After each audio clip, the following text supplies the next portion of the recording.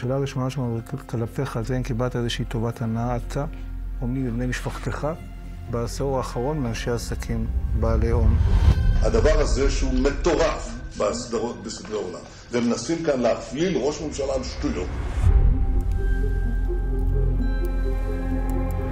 This case, the facts are really simple.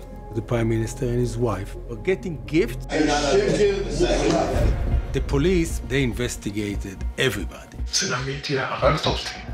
What did you give? What did you get? Sarah Netanyahu is very important. Both of them never surrendered.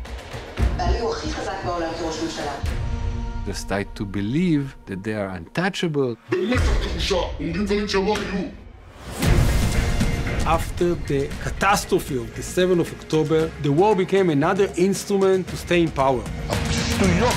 He put all Israel in a turmoil. Netanyahu is the architect of chaos. He survived in a state of war. He survived in a state of instability. It's not a cover-up. He tried to kill the system. Nobody is above the law.